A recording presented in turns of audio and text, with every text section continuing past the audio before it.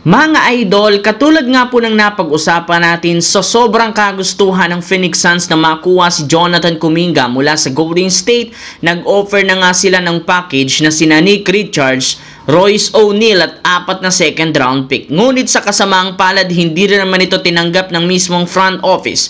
Kaya isang malaking palaisipan, ano nga bang tunay na rason sa likod ng kanilang ginawang desisyon? Well, ayon sa isang insider, gusto nga ng kanilang front office na makuha sa Suns bilang kapalit ni Kuminga si Ryan Dunn. Ang kaso lamang, diyan na nga sila nagkaroon ng conflict dahil sa simula pa lang mismong Suns nang nagsabi ayaw nilang isali o i-trade dito ang kanilang batang player. Dahil sa pangyayaring yan, mukhang wala ngang mangyayaring trade sa pagitan ng Golden State at Phoenix Suns. Mas pinalala pa nga nang sabihin ni Kuminga na ayaw niyang maglaro sa Suns at mas gusto niyang lumipat sa Sacramento Kings next season. Samantala, alam naman nga ninyo na kasalukuyan nga pong merong 3 big man ang Los Angeles Lakers matapos ang kanilang ginawang move ngayong off-season na sina Jackson Hayes, DeAndre Ayton at maging si Maxi Kleber. Ngunit ayon sa isang insider, hindi pa rin kontento ang team dito gayong wala rin naman silang balak gamitin si Kleber bilang sentro. Mas nababagay nga ito bilang power forward sa rotation. Kaya dahil sa nakakagulat bakit desidido pa rin ng Lakers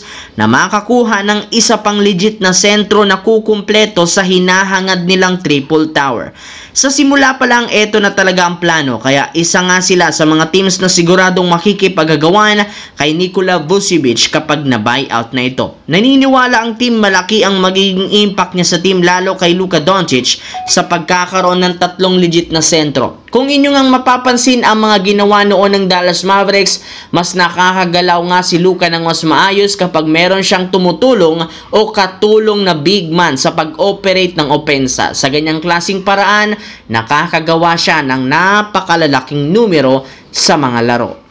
Sa kabilang banda naman, para nga sa inyong kaalaman, karamihan sa mga players ngayong off-season nagre-recover sa injury. May ibang nagfo-focus sa training, ngunit sa parte ng superstar ng Memphis na si Ja Morant, siya lamang ang nag-iisang player na nagkaroon ng sariling brand tour sa Asia na pinamagatang Make Them Watch. Nakarating na rin naman ito sa iba't ibang mga lugar sa China at ang kanyang huling destinasyon, Pilipinas. Yes mga idol, matapos ang ilang buwang paghihintay, dumating na nga ito sa ating bansa kung saan magkakaroon siya dito ng training camp sa Manila at sasali siya sa isang exhibition game kasama ilang mga high school player.